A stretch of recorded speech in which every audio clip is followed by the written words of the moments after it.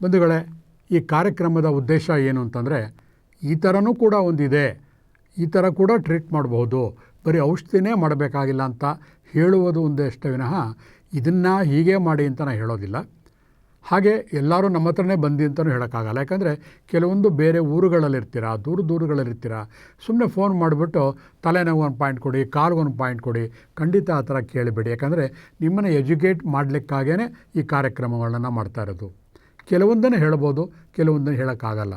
ಕಾರಣ ಮನುಷ್ಯನ ದೇಹ ಅನ್ನೋದು ಒಂದು ಸಂಕೀರ್ಣವಾಗಿರುತ್ತೆ, ಕಾಂಪ್ಲೆಕ್ಸ್ ಆಗಿರುತ್ತೆ.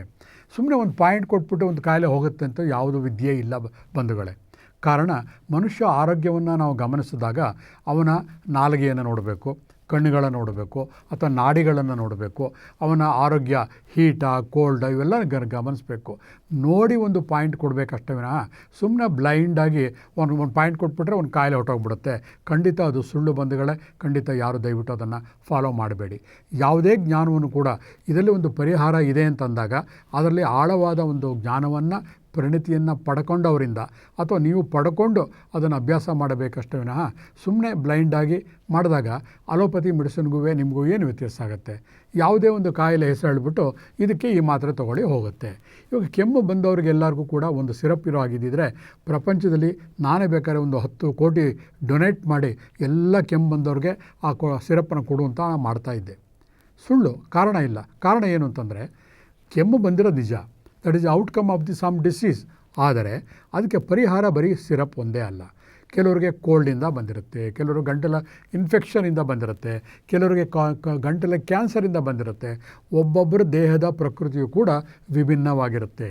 ಹೇಗೆ 144 ಕೋಟಿ ಜನಗಳಲ್ಲಿ 120 ಜನ ಮೊಬೈಲ್ಗಳನ್ನು ಯೂಸ್ ಮಾಡ್ತಿರ್ತೀರೋ, ಹಾಗೆ 144 ಜನಗಳಲ್ಲಿ 144 ಕೋಟಿ ಆತ್ಮಗಳಿರುತ್ತೆ. ಒಂದು ಆತ್ಮ ಇನ್ನೊಂದು ಆತ್ಮಕ್ಕೆ ಸಮ ಅಲ್ಲ. ಎಲ್ಲೋ ಒಂದು ಕಡೆ ಒಂದೇ ತರಹ ಇರ್ಬೋದು, ಆದರೆ ಪ್ರತಿಯೊಂದು ವ್ಯಕ್ತಿ ಕೂಡ ಬೇರೆ ಬೇರೆ, ಪ್ರತಿಯೊಬ್ಬ ಮನಸ್ಸನ್ನು ಕೂಡ ಅದನ್ನೇ ದೈವಿಕ ಶಕ್ತಿ ಅಂತ ಹೇಳೋದು. ಮನುಷ್ಯನ ಕಲ್ಪನೆಗೂ ಮೀರಿದಂತಹ ಶಕ್ತಿಯೇ ನಾವು ಕಾಸ್ಮಿಕ್ ಎನರ್ಜಿ ಅಂತ ನಾವು ಹೇಳೋದು. ಈಗ ನಾನು ನಿಮಗೆ ನಿಮ್ಮ ಅನುಕೂಲಕ್ಕೋಸ್ಕರ ಕೆಲವೊಂದನ್ನು ನಿಮ್ಮ ಅನುಕೂಲಕ್ಕೋಸ್ಕರ ಆರ್ಥರೈಟಿಸ್ ಅಂತ ಒಂದು ಬ್ರ್ಯಾಂಡ್ ಮಾಡಿರ್ತೀವಿ. ನನ್ನ ಪ್ರಕಾರ ಯಾವುದೇ ಕಾಯಿಲೆನೂ ಕೂಡ ಬ್ರ್ಯಾಂಡ್ ಮಾಡಬಾರ್ದು ಬಂಧುಗಳೇ. ಯಾಕಂದರೆ ದೇಹದಲ್ಲಿ ಸಮಗ್ರವಾಗಿ ನಾವು ನೋಡಬೇಕು, ಹೋಲಿಸ್ಟಿಕ್ ಆಗಿ ತಲೆಯಿಂದ ಕಾಲಿನವರೆಗೆ ಏನೋ ವ್ಯತ್ಯಾಸ ಆದಾಗ ಆರ್ಥರೈಟಿಸ್ ಅಂತಹ ಒಂದು ಕಾಯಿಲೆ ಕಾಣುತ್ತೆ. ಆರ್ಥರೈಟಿಸ್ ಅಂದ್ರೇನು? ಜಾಯಿಂಟ್ಗಳಲ್ಲಿ ಪೇನ್ಗಳಾಗ್ತಾ ಇರೋದು ಅಥವಾ ಬೆನ್ನಿನ ನರಗಳಲ್ಲಿ ನೋವು ಬರ್ತಿರೋದು. ಸಾಮಾನ್ಯವಾಗಿ ಎಷ್ಟೋ ಜನ ಅನುಭವಿಸ್ತಾ ಇರ್ತೀರ. ಬೆನ್ನಿನ ನರದಲ್ಲಿ L4 L5 ಇಲ್ಲ ನೋವು ಬರ್ತಿರುತ್ತೆ, ಅಥವಾ ತಲೆಭಾಗದಲ್ಲಿ ಇಲ್ಲೆಲ್ಲ ನೋವು ಬರ್ತಿರುತ್ತೆ, ಕತ್ತಿನ ಹಿಂಭಾಗದಲ್ಲಿ ನೋವು ಬರುತ್ತೆ, ಈ ಜಾಯಿಂಟ್ಗಳಲ್ಲಿ ಪೇನ್ ಆಗ್ತಾ ಇರುತ್ತೆ ಎಲ್ಲ ಹೇಳ್ತಾ ಇರ್ತೀರ. ಅದರಲ್ಲಿ ಈಗ ಮೊದಲಿಗೆ ನಿಮಗೆ ಆರ್ಥರೈಟಿಸ್ ಬಗ್ಗೆ ನಾನು ಹೇಳ್ತೀನಿ ನೋಡಿ. ನಾನು ಕೈಗಳನ್ನು ತೋರಿಸ್ತೀನಿ. ನಿಮ್ಮ ಎಡಗೈನ ಒಂದು ಹಿಂಭಾಗದಲ್ಲಿ ಒಂದು ಗೆರೆ ಇದೆ. ಈ 2 ಬೆರಳುಗಳನ್ನು ಕಾಲು ಅಂತ ಕಲ್ಪನೆ ಮಾಡ್ಕೊಳ್ಳಿ. ಕೇವಲ ಇಲ್ಲಿಂದ ಇಲ್ಲಿಯವರೆಗೆ ಮಾತ್ರ ಸುಝೋಕ್ ಥೆರಪಿ ಅಂತ ಇದೆ. ಆ ಒಂದು ಆಧಾರದ ಮೇಲೆ ಈ 2 ಬೆರಳುಗಳನ್ನು ಕಾಲು ಅಂತ ತಗೊಂಡಾಗ ಆ 2 ಗೆರೆಗಳ ಮಧ್ಯದಲ್ಲಿ ಬರುವಂಥ ಒಂದು ಗೆರೆ ಇದೆಯಲ್ಲ, ಅದೇ ನಿಮ್ಮ ಸ್ಪೈನಲ್ ಕಾರ್ಡ್. ಆ ಸ್ಪೈನಲ್ ಕಾರ್ಡಲ್ಲಿ 1 2 3 ಜಾಗ ಇದೆಯಲ್ಲ, ಅಲ್ಲಿ ಒಂದು ಪೆನ್ಸಿಲ್ ತೊಗೊಂಡು ಲೈಟಾಗಿ ಹೀಗೆ ಒತ್ತಿದಾಗ ಯಾವುದೋ ಒಂದು ಜಾಗದಲ್ಲಿ ನೋವು ಕಾಣುತ್ತೆ, ತಡೆಯಲಾರದ ನೋವು ಕಾಣುತ್ತೆ. ಆ ನೋವು ಕಂಡ ತಕ್ಷಣ ಆ ಜಾಗದಲ್ಲಿ ಒಂದು ಕಪ್ಪು ಬಣ್ಣದಲ್ಲಿ ಸ್ಕೆಚ್ ಪೆನ್ನಲ್ಲಿ ಕಪ್ಪು ಮಾರ್ಕ್ ಮಾಡಿ 1 2 3 ಎಲ್ಲಿ ನೋವು ಕಾಣುತ್ತೋ ಒಂದು. ಬೆಳಗಿನ ಹೊತ್ತಿನಲ್ಲಿ ಆ ಕಪ್ಪು ಬಣ್ಣವನ್ನು ಹಾಕಿ, ಗೊತ್ತಾಗದೇ ಹೋದರೆ ಪೂರ್ಣವಾಗಿ ಒಂದು ಗೆರೆಯನ್ನು ಎಳೆಯಿರಿ. ರಾತ್ರಿಯ ಹೊತ್ತು ಯಾವ ಜಾಗದಲ್ಲಿ ನೋವು ಕಾಣುತ್ತೋ ಆ ಜಾಗದಲ್ಲಿ ಒಂದು ಪೆಪ್ಪರ್ ಅಥವಾ ಯಾವುದಾದ್ರು ಒಂದು ಕಾಳುಗಳನ್ನು ಹಾಕಿ ಅಂಟಿಸಿ ಬಿಟ್ಬಿಡಿ. ಬೆಳಗಾಗೋವರೆಗೂ ಹಾಗೆ ಬಿಡಿ. ಇಷ್ಟು ಮಾಡಿದ್ರೆ ಹೋಗುತ್ತಾ? ಬರೀ ಅಷ್ಟೇ ಮಾಡಿದ್ರೆ ಸಾಲದು. ಇದರ ಜೊತೆಗೆ 2 ವಿಧಾನಗಳನ್ನು ನಾನು ಅನುಸರಿಸ್ತೀನಿ. ಒಂದು ಬಂದ್ಬಿಟ್ಟು ಕಲರ್ ಥೆರಪಿ, ಇನ್ನೊಂದು ಸೀಡ್ ಥೆರಪಿ. ಆ ಸೀಡ್ಗಳನ್ನು ಆ ಜಾಗದಲ್ಲಿ ಹಾಕೋದು. 3ನೇದು ರೇಖಿ.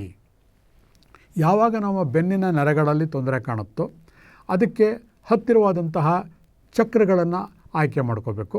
ಬೆನ್ನಿನ ಮಧ್ಯದಲ್ಲಿರುವಂಥ ಚಕ್ರಕ್ಕೆ ಮೂಲಾಧಾರ ಚಕ್ರ, ನಮ್ಮ ಟೈಲ್ ಬೋನ್ಸ್ ಅಂತ ಏನು ಹೇಳ್ತೀವಲ್ಲ, ಕೂತ್ಕೊಳ್ಳುವ ಜಾಗ, ಅಲ್ಲಿ ಟೈಲ್ ಬೋನ್ ಅಂತ ಇದೆ, ಅಲ್ಲಿ ಮೂಲಾಧಾರ ಚಕ್ರ ಅಂತ ಇದೆ. ಆ ಚಕ್ರ ಇಲ್ಲಿ ಅಲ್ಲಿ ನಮ್ಮ ಬೆನ್ನಲ್ಲಿ ನೋವು ಬಂದಾಗ ಈ ಜಾಗಕ್ಕೆ ಮೂಲಾಧಾರ ಚಕ್ರಕ್ಕೆ ಎನರ್ಜಿಯನ್ನು ಕೊಟ್ಟು ಈ ಜಾಗಕ್ಕೆ ಕಲರ್ ಮತ್ತು ಸೀಡನ್ನು ಹಾಕಿದಾಗ ಎಂಥದೇ ಆರ್ಥರೈಟಿಸ್ ಇರಲಿ ಖಂಡಿತ ಗುಣ ಆಗುತ್ತೆ ಬಂಧುಗಳೇ. ಸಾಮಾನ್ಯವಾಗಿ ಜನರ ಒಂದು ಕಲ್ಪನೆ ಇದೆ, ಇವತ್ತು ಕೊಟ್ಬಿಟ್ಟು ಎಷ್ಟು ದಿವಸ ಮಾಡಬೇಕು ಅಂತ ಕೇಳ್ತೀರ. ಅದು ಅವರವರ ದೇಹದ ಪ್ರಕೃತಿಗೆ ಸಮನಾಗಿ ಆಗುತ್ತೆ ವಿನಃ ಇದನ್ನು ಇಂಗ್ಲೀಷ್ ಮೆಡಿಸಿನ್ ಥರ ನೀವು 7 ದಿವಸ ತೊಗೊಳ್ಳಿ, 10 ದಿವಸ ತೊಗೊಳ್ಳಿ, 3 ದಿವಸ ತೊಗೊಳ್ಳಿ ಖಂಡಿತ ಹೇಳೋಕ್ಕಾಗಲ್ಲ. ಕಾರಣ ಯಾವುದೇ ಒಂದು ಕೆಮಿಕಲ್ ಉಪಯೋಗಿಸಿ ಮಾಡುವಂಥ ಔಷಧಿನಲ್ಲಿ ಏನಾಗಿರುತ್ತೆ ಅಂದರೆ ಕೆಮಿಕಲ್ ಹೋಗಿ ಆ ನೋವನ್ನು ತಡೆದಿರುತ್ತೆ, ಅದಕ್ಕೆ ಟೈಮ್ ಕೊಡ್ಬೋದು. ಇದು ಮೂಲದಲ್ಲೇ ಹೋಗಿ ನಿಮ್ಮ ನೋವಿಗೆ ಏನು ಕಾರಣ ಇರುತ್ತಲ್ಲ ಅದನ್ನೇ ತೆಗೆದುಹಾಕೋದ್ರಿಂದ ನಿಮ್ಮ ಬೇರಿನ ಒಳಗಡೆ ಎಷ್ಟು ಇಳಿದಿರುತ್ತಲ್ಲ ಆಳವಾಗಿ ಅದರ ಮೇಲೆ ಡಿಪೆಂಡ್ ಆಗುತ್ತೆ. ಕೆಲವರಿಗೆ 2 ತಿಂಗಳ ಕಾಲ ಏನೂ ರಿಸಲ್ಟೇ ಕಾಣಲ್ಲ, 2 ತಿಂಗಳ ಒಂದೇ ದಿವಸದಲ್ಲಿ ನಿಮಗೆ ಗುಣ ಕಾಣ್ಬೋದು, ಮತ್ತೆ ತಿರುಗಿ ಬರೋದಿಲ್ಲ. ಹಾಗಾಗಿ ಈ ವಿದ್ಯೆ ಒಂದು ವಿಚಿತ್ರವಾದಂತಹ ವಿದ್ಯೆ, ಹಾಗೆ ತುಂಬ ಹಳೆಯದಾದಂಥ ವಿದ್ಯೆ. ಹಾಗಾಗಿ ಆರ್ಥರೈಟಿಸ್ ಬಂದಾಗ ಕಲರ್ ಥೆರಪಿಗಳಲ್ಲಿ ಈ ಸ್ಪೈನಲ್ ಕಾರ್ಡ್ ಏರಿಯಾಗೆ ಒಂದು ಕಪ್ಪು ಬಣ್ಣವನ್ನು ಹಾಕಿ ನಿಮ್ಮ ಅಂಗೈ ಚಿತ್ರವನ್ನು ಯಾವುದೇ ಗೂಗಲಲ್ಲಿ ಕೂಡ ನೀವು ಪಡಿಬೋದು. ಜೊತೆಗೆ ಮಂಡಿ ನೋವು ಬರುತ್ತೆ. ಮಂಡಿ ನೋವು ಎಷ್ಟು ಜನಕ್ಕೆ ಬರಲ್ಲ, ಎಲ್ಲರಿಗೂ ಕೂಡ ಬರುತ್ತೆ. ನಾನು ಹೇಳ್ತಾ ಇದ್ದೀನಿ, 2 ಕೂಡ ಈ 2 ಬೆರಳುಗಳನ್ನು ಕಾಲುಗಳು ಅಂತ ಗಮನಿಸಿ. ಇದು ಮಂಡಿ ಇರೋಂಥ ಭಾಗ, ಇದು ಫ್ರಂಟ್ ಕಾಲುಗಳು. ಮಂಡಿಯ ಜಾಗದಲ್ಲಿ ಜಸ್ಟ್ ಒಂದು ಸ್ಕ್ರೂ ಅಥವಾ ಒಂದು ಪೆನ್ಸಿಲ್ನಲ್ಲಿ ಹೀಗೆ ಪ್ರೆಸ್ ಮಾಡ್ತಾ ಬಂದಾಗ ನೋವು ಕಾಣುತ್ತೆ. ನಾವು ನಿಮಗೆ ರಫ್ ಆಗಿ ಸೂಕ್ಷ್ಮವಾಗಿ ಹೇಳ್ತಾ ಇದ್ದೀನಿ. ಇದನ್ನೇ ಇಷ್ಟೇ ಮಾಡಬೇಕು ಅಂತಲ್ಲ, ಇದನ್ನು ಅರ್ಥ ಮಾಡ್ಕೊಂಡು ಇನ್ನೂ ಚೆನ್ನಾಗಿ ಮಾಡ್ಬೋದು. ಮಾಡಿಕೊಂಡು ಆ ಜಾಗದಲ್ಲಿ ಒಂದು ಮೆಣಸಿನ ಕಾಳು ಹಾಕಿ ಮೆಡಿಕಲ್ ಟೇಪ್ ಹಾಕಿ ಇಟ್ಟಾಗ ಏನಾಗುತ್ತೆ, ಕಾಲಿನ ನೋವು ಗುಣ ಆಗುತ್ತೆ. ನಮ್ಮ ಉದ್ದೇಶ ಈ ಕಾರ್ಯಕ್ರಮದ್ದು ಏನು ಅಂತಂದರೆ, ಮಂಡಿ ನೋವು ಅಂದ ತಕ್ಷಣವೇ ಈಗಿನ ಕಾಲದಲ್ಲಿ ಡಾಕ್ಟರ್ ಹತ್ರ ಹೋದಾಗ MRI ಸ್ಕ್ಯಾನಿಂದ ಎಲ್ಲ ಸ್ಕ್ಯಾನ್ಗಳು ಬರ್ಕೊಡ್ತಾರೆ. ಕಾಲುಗಳಿಗೆ ಪಟ್ಟಿಗಳನ್ನು ಕಟ್ತಾರೆ, ಕಾಲುಗಳಿಗೆ ರಣವೈದ್ಯಗಳನ್ನು ಮಾಡ್ತಾರೆ, ಮ್ಯಾಗ್ನೆಟೋಥೆರಪಿ ಅಂತ ಮಾಡ್ತಾರೆ. ಹೀಗೆ 108 ವಿದ್ಯೆಗಳನ್ನು ಮಾಡ್ತಾಯಿದ್ದಾರೆ. ಅದರಲ್ಲಿ ಎಲ್ಲ ಕಡೆ ನೋಡಿದಾಗ ಹಣದ ಒಂದು ಲಾಬಿ ಇರೋದು ನಮ್ಗೆ ಕಂಡು ಬರ್ತಾಯಿದೆ ಬಂಧುಗಳೇ. ಹಾಗಾಗಿ ನಿಮ್ಗೆ ಹೇಳ್ಕೊಡ್ತಾ ಇರೋದು ಏನಂತಂದರೆ, ನೀವು ನಮ್ಮ ಭಾರತದಲ್ಲಿರುವಂಥವರು 144 ಕೋಟಿಗಳಲ್ಲಿ ಮಧ್ಯಮ ದರ್ಜೆ ಜನ ಅಂತ ನಾನು ಭಾವಿಸ್ತೀನಿ. ಹಾಗಾಗಿ ಅನ್ನೆಸೆಸರಿ ಇದಕ್ಕೆ ದುಡ್ಡು ಹಾಕೋ ಬದಲು, ಆಮೇಲೆ ನಿಮ್ಮ ದೇಹವನ್ನು ಹಾಳು ಮಾಡ್ಕೊಳ್ಳೋ ಬದಲು, ದುಡ್ಡು ಒಂದೇ ಅಲ್ಲ, ಯಾವುದೋ ಟ್ರೀಟ್ಮೆಂಟ್ಗೆ ಏನೋ ಮಾಡಿಕೊಂಡು ತೊಂದರೆ ಮಾಡ್ಕೊಳ್ಳೋ ಬದಲು ಈ ವಿಧಾನಗಳನ್ನು ಅನುಸರಿಸಿದಾಗ ಎಷ್ಟೋ ಕಾಯಿಲೆಗಳು ನಿಮಗೆ ಆ ಚಿಗುರಿನಲ್ಲೇ ಹೊರಟೋಗುತ್ತೆ. ಹೇಳ್ತಾರೆ ಚಿಗುರಿನಲ್ಲೇ ಜಿವುಟಿದಾಗ ಆ ಮುಂದೆ ಬೆಳೆಯೋದಿಲ್ಲ ಅಂತ. ಹಾಗೆ ಸಣ್ಣ ನೋವು ಬಂದಾಗಲೇ ಈ ಥರ ಆರ್ಥರೈಟಿಸಿಗೆ ಕೈನಲ್ಲಿರುವಂಥ ಹಸ್ತಮುಖೇನ ಚಿಕಿತ್ಸೆಗಳನ್ನು ಮಾಡಿಕೊಂಡಾಗ ನಿಮ್ಮ ಎಲ್ಲ ಆರ್ಥರೈಟಿಸ್ಗಳನ್ನ ಕೂಡ ನೀವು ಔಷಧಿ ಇಲ್ಲದೇ ಗುಣಪಡಿಸ್ಕೋಬೋದು ಬಂಧುಗಳೇ. ಹಾಗೆ ಮಂಡಿ ನೋವು ಯಾರಿಗೆಲ್ಲ ಹೇಳಿ, ಪ್ರತಿಯೊಬ್ಬರಿಗೂ ಇದೆ. ಇದಕ್ಕೆ ಕಾರಣ ಏನು ಅಂತಂದರೆ ನಮ್ಮ ವ್ಯಾವಹಾರಿಕ ಜೀವನ, ನಮ್ಮ ಜೀವನ ಶೈಲಿ ಆಗಿರುತ್ತೆ. ನಾವು ಒಂದು ವಯಸ್ಸಲ್ಲಿದ್ದಾಗ ಮನೆ ಮುಂದೆ ಒಬ್ಬ ನ್ಯೂಸ್ ಪೇಪರ್ ಇಸಿದಾಗ ನಾವೇ ಹೋಗಿ ತೊಗೊಂಡು ಬರ್ತಾಯಿದ್ವು. ನಾವು ದೊಡ್ಡವರಾಗಿ ನಮಗೆ ಮಕ್ಕಳು ಮೊಮ್ಮಕ್ಕಳಾದಾಗ ನಾವೇನು ಮಾಡ್ತೀವಿ, ತೊಗೊಂಬಾರೋ ಪೇಪರು ಅಂತ ಇನ್ನೊಬ್ಬರಿಗೆ ಆರ್ಡ್ರ್ ಮಾಡ್ತೀವಿ. ಆಮೇಲೆ ಹೆಂಡತಿಗೆ ಒಂದು ಲೋಟ ಬಿಸಿಲು ಕಾಯಿಸ್ಕೊಂಬ, ಕಾಫಿ ಮಾಡ್ಕೊಂಬ ಆರ್ಡ್ರ್ ಮಾಡ್ತೀವಿ. ಇದು ಕೊನೆಗೆ ಏನಾಗ್ಬಿಡುತ್ತೆ ಅಂದರೆ, ನಮ್ಮ ಕೆಲಸ ನಾವೇ ಮಾಡ್ತಾ ಇದ್ದಂತಹ ವ್ಯಕ್ತಿಗಳು ಇನ್ನೊಬ್ಬರ ಮೇಲೆ ಡಿಪೆಂಡ್ ಆಗೋಕ್ಕೆ ಶುರುವಾಗ್ತೀವಿ. ಆದ್ದರಿಂದ ನಮಗೇನು ತೊಂದರೆ ಆಗ್ತಾಯಿದೆ, ನಮ್ಮ ಮಾನಸಿಕ ಕಲ್ಪನೆ ಒಂದಿದೆ, ನಮಗೆ ಏಜ್ ಆಯಿತು, ಹಾಗಾಗಿ ನೀವು ಇನ್ನೊಬ್ಬರ ಕೆಲಸ ಸಹಾಯ ತೊಗೋಬೇಕು. ಹಾಗೆ ಮಾಡಿ ಮಾಡಿ ಮಾಡಿ ಏನಾಗ್ತಾಯಿದೆ, ನಮ್ಮ ದೇಹ ನಿಷ್ಕ್ರಿಯ ಆಗ್ತಾಯಿದೆ. ಅದಕ್ಕೆ ಇಂಗ್ಲೀಷ್ನಲ್ಲಿ ಒಂದು ಗಾದೆ ಇದೆ, ನಮ್ಮ ದೇಹದ ಭಾಗವನ್ನು use it or lose it ಅಂತ. ಯಾವ ದೇಹದ ಭಾಗವನ್ನು ನಾವು ಉಪಯೋಗ ಮಾಡೋದಿಲ್ಲ ಅದು ನಿಷ್ಕ್ರಿಯ ಆಗ್ತಾ ಹೋಗುತ್ತೆ.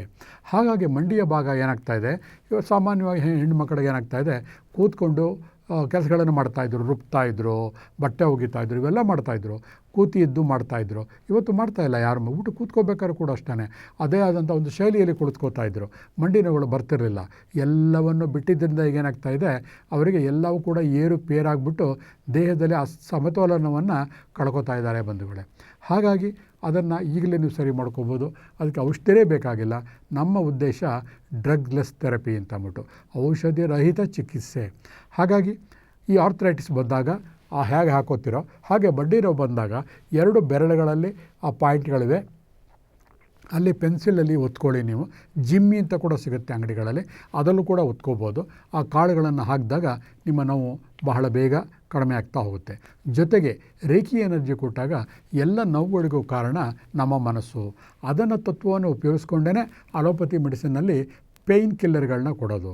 ಪೇಯ್ನ್ ಕಿಲ್ಲರು ರೇಖಿ ಹೆಚ್ಚು ಕಡಿಮೆ ಒಂದೇ ಥರ ಕೆಲಸ ಮಾಡುತ್ತೆ. ಹೇಗೆ ಪೇಯ್ನ್ ಕಿಲ್ಲರು ಬ್ರೈನಿಂದ ಬರುವಂತಹ ನರತಂತುಗಳನ್ನು ಸ್ಥಗಿತಗೊಳಿಸಿ ನಿಮ್ಮ ದೇಹದ ನೋವು ನಿಮಗೆ ಗೊತ್ತಾಗದಿದ್ದಂಗೆ ಮಾಡುತ್ತೋ, ರೇಖಿ ಕೂಡ ನಿಮ್ಮ ಪಿಟ್ಯೂಟರಿ ಗ್ಲ್ಯಾಂಡಿಂದ ಬರುವಂತಹ ಗ್ಲ್ಯಾಂಡ್ಗಳಿಗೆ ಶಮನ ಮಾಡಿ ಅದರ ಏನು ಊತ ಇರುತ್ತಲ್ಲ ಕಡಿಮೆ ಮಾಡಿ ನೋವನ್ನು ಕಡಿಮೆ ಮಾಡುತ್ತೆ. ಆದರೆ ಕೆಮಿಕಲ್ ಯೂಸ್ ಮಾಡಿದಂತಹ ಒಂದು ಟ್ರೀಟ್ಮೆಂಟು ದೇಹದ ಬೇರೆ ಭಾಗದಲ್ಲಿ ತೊಂದರೆ ಉಂಟು ಮಾಡುತ್ತೆ. ರೇಖಿಯಿಂದ ಮಾಡಿದಾಗ ಏನಾಗುತ್ತೆ, ಪರ್ಮನೆಂಟ್ ಸೊಲ್ಯೂಷನ್ ಸಿಗುತ್ತೆ. ಅದಕ್ಕೂ ಕೂಡ ಒಂದು ಇಂಗ್ಲೀಷ್ನಲ್ಲಿ ಗಾದೆ ಇದೆ, every pill will there is a pill for every disease. ಪ್ರತಿಯೊಂದು ಕಾಯಿಲೆಗೂ ಕೂಡ ಒಂದು ಮಾತ್ರೆ ಇದೆ. ಆದರೆ every pill will create a new disease. ಇದನ್ನು ನಾನು ಪದೇ ಪದೇ ಹೇಳ್ತಾ ಇರ್ತೀನಿ. ಹಾಗಾಗಿ ಇಂಗ್ಲೀಷ್ ಮಾತ್ರೆ ತೊಗೊಂಡಾಗ ಕ್ಷಣ ಮಾತ್ರದಲ್ಲಿ ನಿಮಗೆ ಗುಣ ಆದೆ ಅಂತ ಅನಿಸಿರುತ್ತೆ. ಆದರೆ ಅದರ ಸೈಡ್ ಎಫೆಕ್ಟು 100ಕ್ಕೆ 100% ಇದ್ದೇ ಇರುತ್ತೆ ಬಂಧುಗಳೇ. ಎಷ್ಟೋ ಜನ ಇವತ್ತು ಕಾಡ್ತಾ ಇರೋಂಥ ಸಮಸ್ಯೆ ಅಂದರೆ ಕಿಡ್ನಿ ಸ್ಟೋನ್. ಕಿಡ್ನಿ ಸ್ಟೋನ್ ಆದ ತಕ್ಷಣ ಕಾರಣ ಯಾವುದಕ್ಕೆ ಆಗಿರಲಿ, ಕಿಡ್ನಿ ಸ್ಟೋನ್ ಅಂದ ತಕ್ಷಣ ನಮ್ಮ ಕಲ್ಪನೆಗೆ ಬರೋದು ರೋಡಲ್ಲಿ ಬಿದ್ದಿರುವಂತಹ ಕಲ್ಲುಗಳು. ಖಂಡಿತ ಅಲ್ಲ. ನಾವು ತೊಗೊಂಡಂತಹ ಆಹಾರ, ಅದರಲ್ಲಿರುವಂತಹ ತರಕಾರಿಗಳು, ಇದಕ್ಕೇನಾಗಿರುತ್ತೆ, ಕೆಮಿಕಲ್ ಸ್ಪ್ರೇಗಳನ್ನು ಮಾಡಿರ್ತಾರೆ. ಕಣಗಳಲ್ಲೂ ಕೂಡ ಆ ಕೆಮಿಕಲ್ ಅದರಲ್ಲಿ ತುಂಬಿಕೊಂಡಿರುತ್ತೆ. ಕೆಲವೊಂದು ಕರಗಲಾರದ ಕೆಮಿಕಲ್ಗಳು ಕೂಡ ಆಹಾರದಲ್ಲಿರುತ್ತೆ. ಹೈಬ್ರಿಡ್ ಐಟಮ್ಗಳಲ್ಲಿ ಅದು ಜಾಸ್ತಿ.